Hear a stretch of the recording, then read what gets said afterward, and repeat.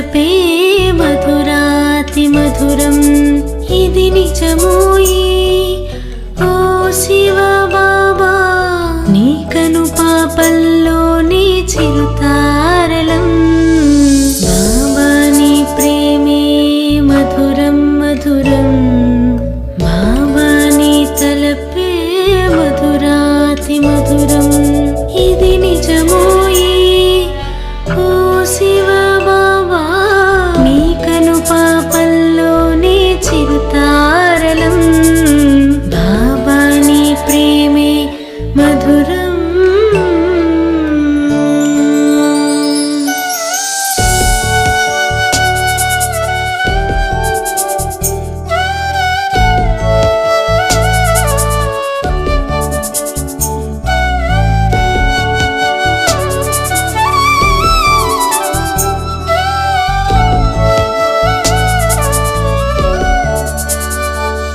నీ హృదయాన మమ్ము నిలిపేవుగా నీ చేతులే చాచి పిలిచేవుగా గుణ జ్ఞాన సిరులెన్ను వరమీయగా నిధిగా ఇవే అందించగా నీ జ్ఞాన రత్నాలు నింపేయగా నీ సేవలో తరించగా బాబా నీ ప్రేమే మధురం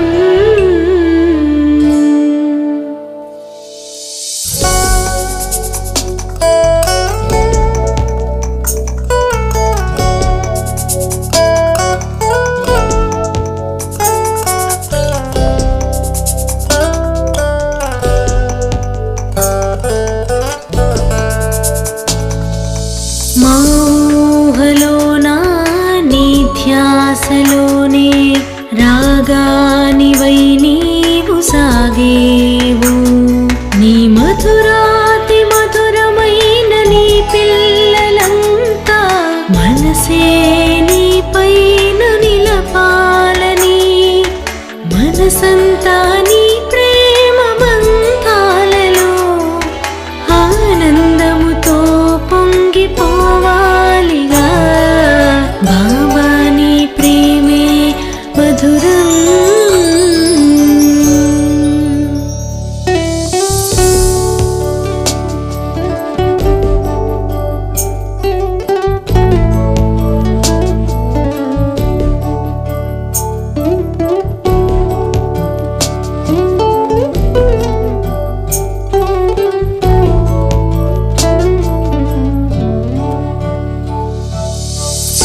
చిరునవ్వుమాలో చిగురించగా నీ ప్రేమ భావాలు నింపేవుగా నా తండ్రివై నీవు నడిపించగా నీ ధామముకే దరి చేర్చగా యోగి భావనయే జీవనమైతే నవయుగమే రాదాయి లోకంలో బాబా నీ ప్రేమే మధురం మధురం బాబా నీ తలపే మధురాతి మధురం ఇది నిజమోయి ఓ శివ బాబా నీ కను పాపల్లోని చిరుతారలం బాబా నీ ప్రేమే మధురం మధురం బాబా నీ తలపే మధురాతి మధురం ఇది నిజమోయి ఓ శివ బాబా నీ కను పాపల్లోని చిరుతారలం బాబా నీ ప్రేమే మధురం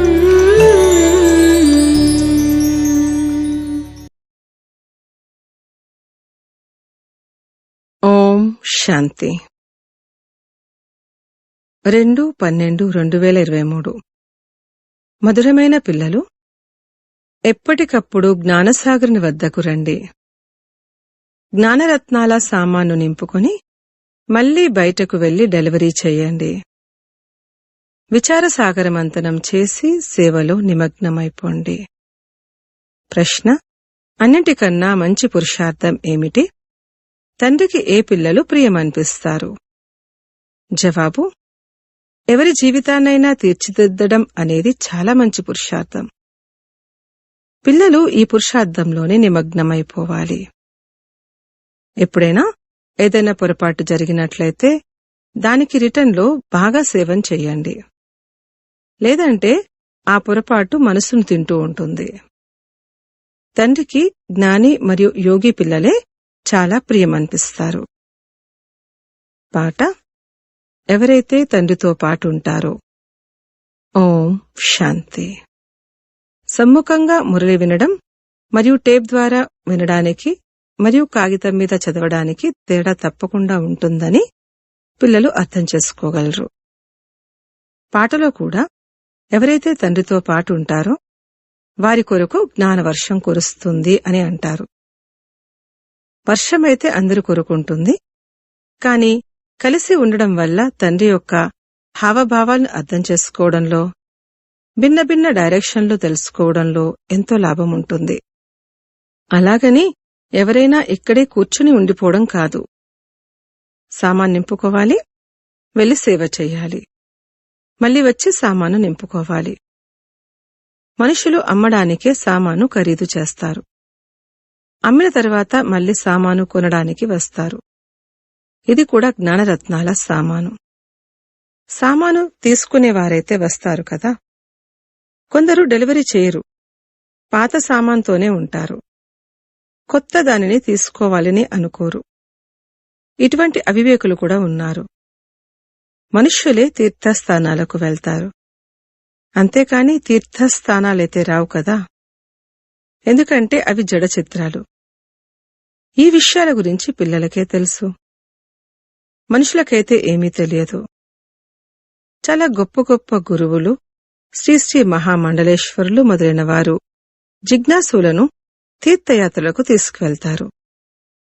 త్రివేణి వద్దకు ఎంతో మంది వెళ్తారు.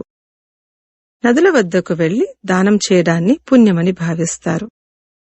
ఇక్కడ భక్తి యొక్క విషయమేమీ లేదు. ఇక్కడైతే తండ్రి వద్దకు రావాలి. కావున పిల్లలు అర్థం చేసుకుని తర్వాత అర్థం చేయించాలి. ప్రదర్శనలో కూడా మనుషులకు అర్థం చేయించాలి.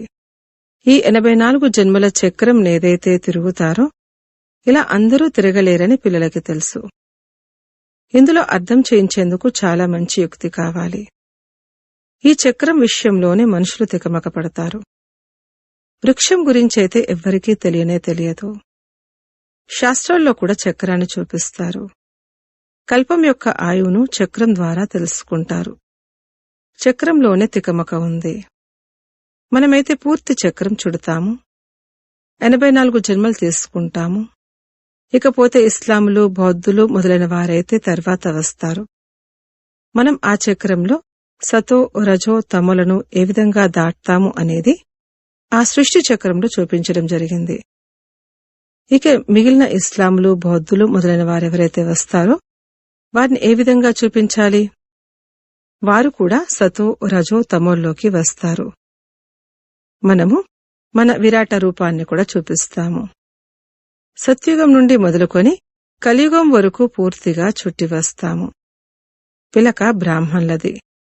ఆ తర్వాత ముఖాన్ని సత్యుగంలో, బాహువులను త్రేతాలో, కడుపును ద్వాపరంలో, ఆ తర్వాత కాళ్లను చివరిలో నిలబెట్టాలి. మన విషయంలో విరాట రూపాన్ని చూపించాలి. మరి ఇతర ధర్మాల వారిని ఎలా చూపించాలి? వారిని కూడా ప్రారంభంలో సతో ప్రధానంగా, ఆ తర్వాత సతో, రజో, తమోగా చూపించాలి.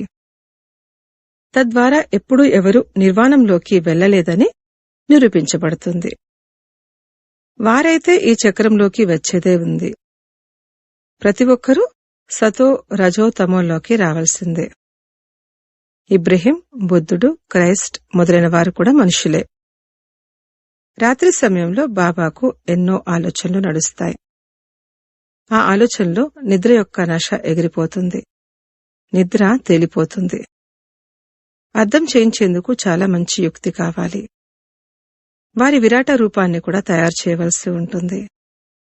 వారి కాళ్లను కూడా చివరిలో చూపించాలి. ఆ తర్వాత లిఖితపూర్వకంగా అర్థం చేయించాలి.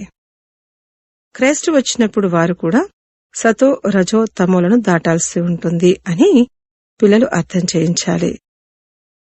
సత్యుగంలోకైతే వారు రానేరారు. ఆ తర్వాతే వారు రావాల్సి ఉంటుంది. క్రైస్తు స్వర్గంలోకి రారు అని అంటారు. ఇది తయారు చేయబడిన ఆట. క్రైస్తుకు ముందు కూడా ధర్మాలు ఉండేవి. మళ్లీ అవే రిపీట్ అవుతాయని మీకు తెలుసు. డ్రామా రహస్యాన్ని అర్థం చేయించాల్సి ఉంటుంది. మొట్టమొదటైతే తండ్రి పరిచయాన్ని ఇవ్వాలి. తండ్రి నుండి క్షణంలో వారసత్వం అనేది ఏ విధంగా లభిస్తుంది? క్షణంలో జీవన్ముక్తి అని అంటూ ఉంటారు. చూడండి, బాబాకు ఎన్ని ఆలోచనలు నడుస్తాయి. బాబాకు విచారసాగరమంతనం చేసే పాత్ర ఉంది. ఈశ్వరీయ జన్మసిద్ధ అధికారము ఇప్పుడు లేకుంటే మరెప్పుడూ లేదు. నౌ ఆర్ నెవర్ అన్న పదాలు రాసి ఉన్నాయి. జీవన్ముక్తి అన్న పదాన్ని రాయాలి. వివరణ స్పష్టంగా రాసి ఉన్నట్లయితే అర్థం చేయించడం సహజమవుతుంది. జీవన్ముక్తి వారసత్వం లభిస్తుంది. జీవన్ముక్తిలో రాజు, రాణి, ప్రజలు అందరూ ఉన్నారు. కావున రాసిన వివరణలు కూడా సరిదిద్దాల్సి ఉంటుంది. చిత్రాలు లేకుండా కూడా అర్థం చేయించవచ్చు. అలాగే వీరు బాబా ఇది వారసత్వం అని కేవలం సైగల ద్వారా కూడా అర్థం చేయించవచ్చు. ఎవరైతే యోగయుక్తంగా ఉంటారో వారు మంచి రీతిలో అర్థం చేయించగలుగుతారు. మొత్తం ఆధారమంతా యోగంపైనే ఉంది. యోగం ద్వారా బుద్ధి పవిత్రంగా అవుతుంది. అప్పుడే ధారణ జరగగలదు. ఇందులో దేహి అభిమాని అవస్థ కావాలి. అన్నింటినీ మర్చిపోవలసి ఉంటుంది. శరీరాన్ని కూడా మర్చిపోవాలి. ఇప్పుడిక మనం తిరిగి వెళ్ళాలి. ఈ ప్రపంచమైతే అంతమవ్వనున్నది. ఈ బాబా కొరకైతే సహజం. ఎందుకంటే వీరి వ్యాపారమే ఇది. రోజంతా బుద్ధి ఈ విషయాల్లోనే నిమగ్నమై ఉంటుంది. అచ్చా, ఎవరైతే గృహస్థ వ్యవహారంలో ఉంటారో వారైతే కర్మలు చేయాల్సి ఉంటుంది. స్థూల కర్మలు చేయడం వల్ల ఆ విషయాలను మర్చిపోతారు. బాబా స్మృతిని మర్చిపోతారు. బాబా స్వయం తమ అనుభవాన్ని వినిపిస్తారు. బాబాను స్మృతి చేస్తాను, బాబా ఈ రథానికి తినిపిస్తున్నారు అని భావిస్తాను, మళ్ళీ మర్చిపోతాను.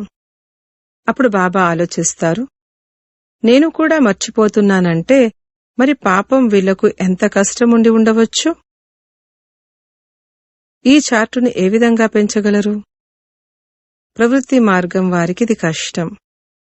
వారు శ్రమించాల్సి ఉంటుంది. బాబా అయితే అందరికీ అర్థం చేయిస్తారు. ఎవరైతే పురుషార్థం చేస్తున్నారో వారు రిజల్ట్ను రాసి పంపవచ్చు. తప్పకుండా ఇది కష్టమేనని బాబాకి తెలుసు.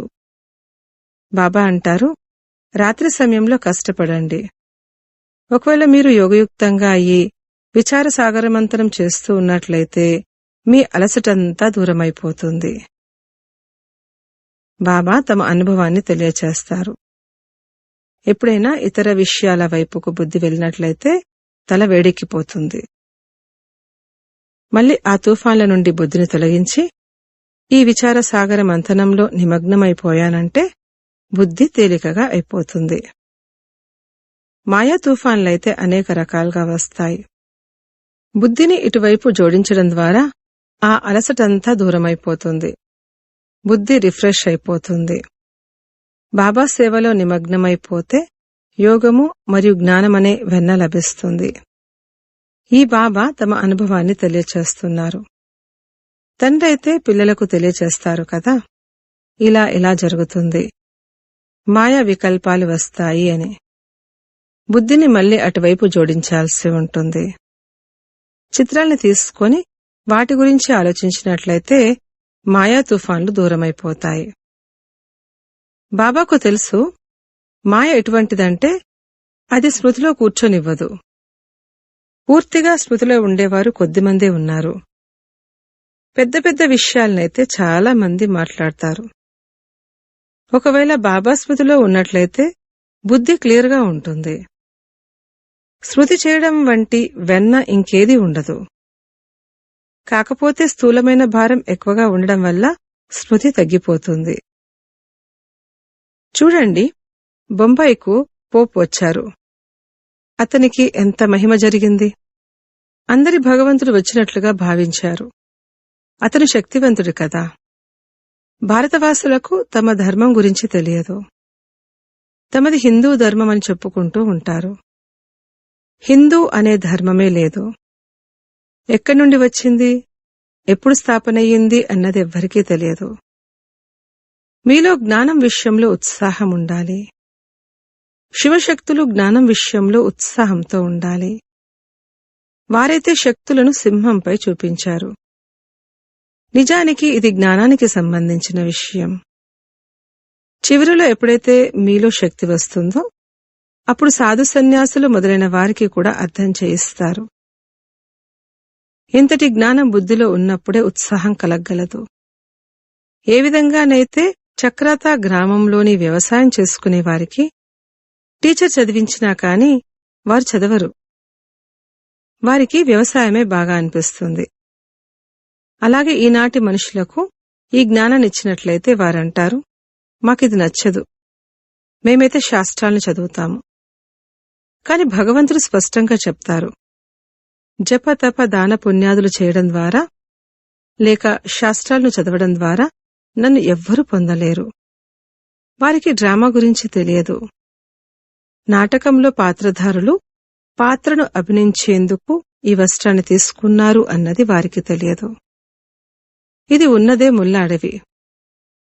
ఒకరికొకరు ముళ్ళు గుచ్చుకుంటూ, దోచుకుంటూ, కొట్లాడుకుంటూ ఉన్నారు. ముఖము మనుషులదే, కాని గుణము కోతిలా ఉంది. తండ్రి కూర్చొని పిల్లలకు అర్థం చేస్తారు. ఎవరైనా కొత్తవారు వింటే వేడెక్కిపోతారు. పిల్లలేమైనా వేడెక్కుతారా? తండ్రి అంటారు, నేను పిల్లలకే అర్థం చేయిస్తాను. పిల్లలను తల్లిదండ్రులు ఏమైనా అనవచ్చు.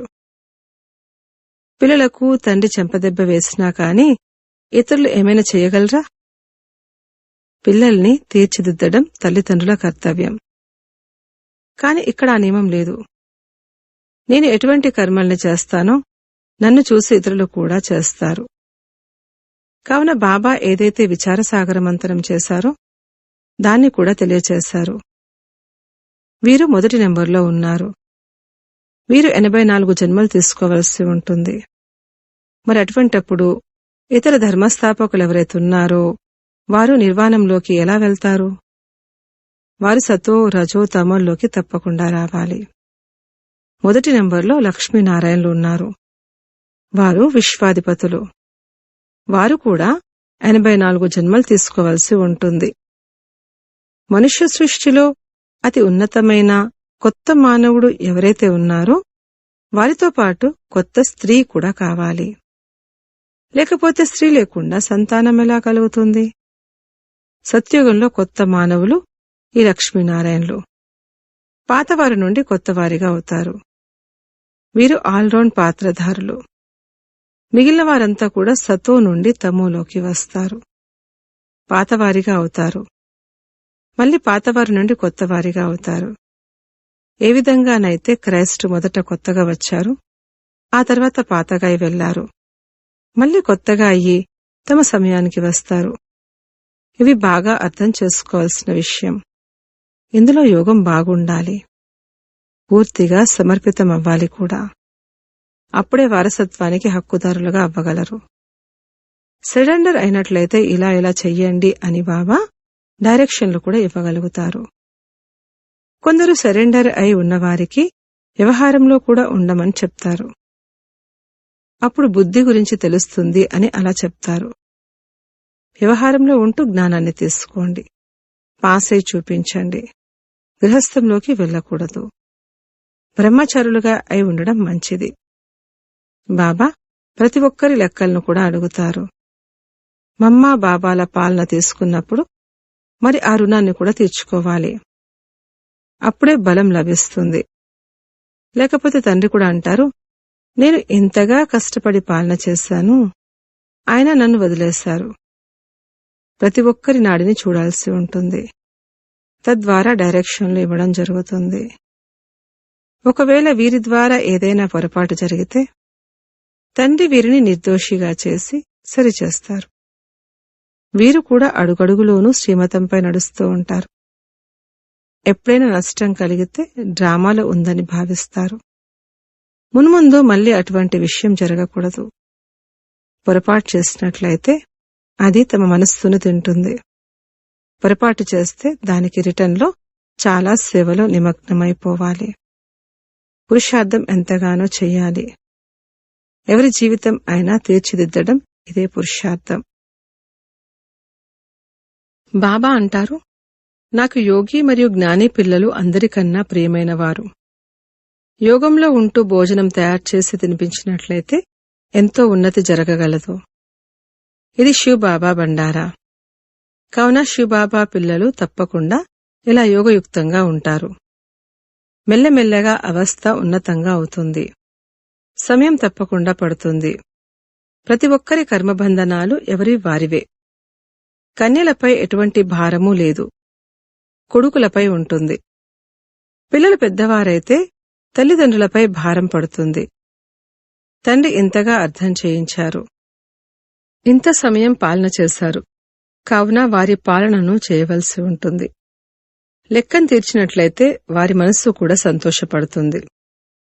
సుపుత్రులైన పిల్లలెవరైతే ఉంటారో వారు యాత్రల నుండి తిరిగి వచ్చినప్పుడు అంతా తండ్రి ముందు ఉంచుతారు. రుణం తీర్చాలి కదా. ఇవి బాగా అర్థం చేసుకోవాల్సిన విషయాలు. ఉన్నత పదవిని పొందేవారు సింహం వలె ఉత్సాహంతో ఎగురుతూ ఉంటారు. అచ్చా, మధురాతి మధురమైన సిఖిలదే పిల్లలకు మాతాపిత బాప్దాదాల ప్రియ స్మృతులు మరియు గుడ్ మార్నింగ్. ఆత్మిక పిల్లలకు ఆత్మిక తండ్రి నమస్తే. ధారణ కొరకు ముఖ్య సారము. 1. యోగంలో ఉంటూ భోజనాన్ని తయారు చేయాలి. యోగంలో ఉంటూనే భోజనాన్ని తినాలి మరియు తినిపించాలి. 2. బాబా ఏదైతే అర్థం చేయించారో దానిపై మంచి రీతిలో విచారసాగర మంథనం చేసి యోగయుక్తులుగా అయ్యి ఇతరులకి కూడా అర్థం చేయించాలి. వరదానము: స్వపరివర్తన మరియు విశ్వపరివర్తన యొక్క బాధ్యతా కిరీటధారి నుండి విశ్వరాజ్య కిరీటధారీ భవ. ఏ విధంగా తండ్రిపై మరియు ప్రాప్తులపై ప్రతి ఒక్కరూ తమకు అధికారముందని భావిస్తారో అలా స్వపరివర్తన మరియు విశ్వపరివర్తన ఈ 2 బాధ్యతల కిరీటధారిగా అవ్వండి. అప్పుడు విశ్వరాజ్య కిరీటధారిగా అవుతారు. వర్తమానమే భవిష్యత్తుకు ఆధారం. చెక్ చేసుకోండి మరియు జ్ఞానమనే దర్పణంలో చూసుకోండి. బ్రాహ్మణ జీవితంలో పవిత్రత యొక్క, చదువు మరియు సేవ యొక్క డబుల్ కిరీటం ఉందా? ఒకవేళ ఇక్కడ ఏ కిరీటమైనా అసంపూర్ణంగా ఉన్నట్లయితే అక్కడ కూడా చిన్న కిరీటానికి అధికారిగా అవుతారు. స్లోగన్: సదా బాబ్దాదా యొక్క ఛత్రఛాయ లోపల ఉన్నట్లయితే విఘ్న వినాశకులుగా అవుతారు. ఓం శాంతి.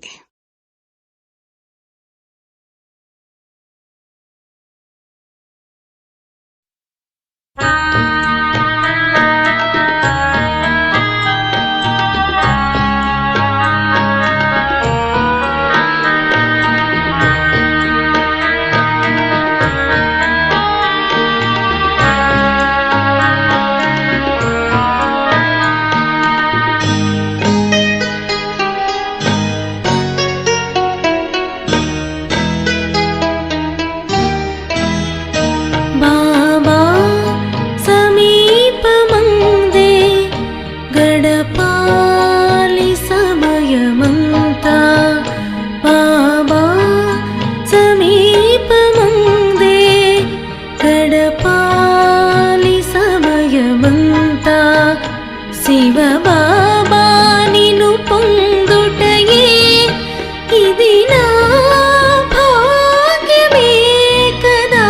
బాబా సమీపమందే గడపాలి సమయమంతా.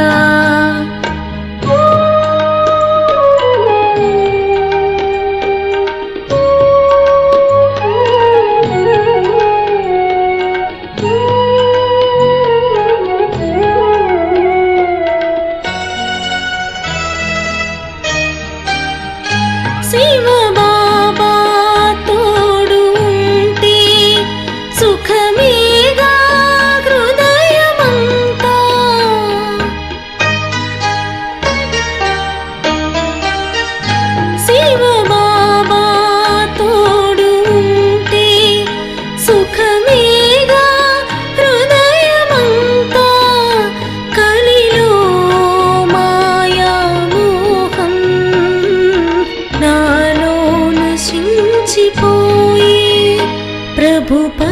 సేవా భావనలో సాగేను నిరంతరంగా శివ బాబా నిను పొందుటయే ఇది నా భాగ్యమే కదా బాబా సమీపమందే గడపాలి సమయమంతా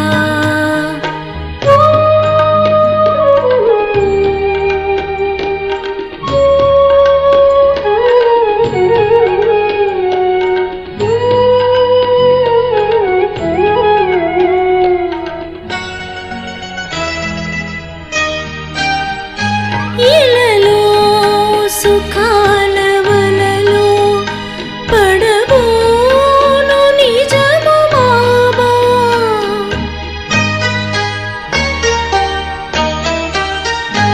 ఇలలో సుఖాల వలలో పడబోను నిజము బాబా నాలో వికారమంతా తొలగే క్షణాలలోన ఇక వీడనయ్య నిన్ను ఎన్నెన్ని జన్మలైనా ఓ బాబా నిను పొందుటయే ఇది నా భాగ్యమే కదా బాబా సమీపమందే గడపాలి సమయమంతా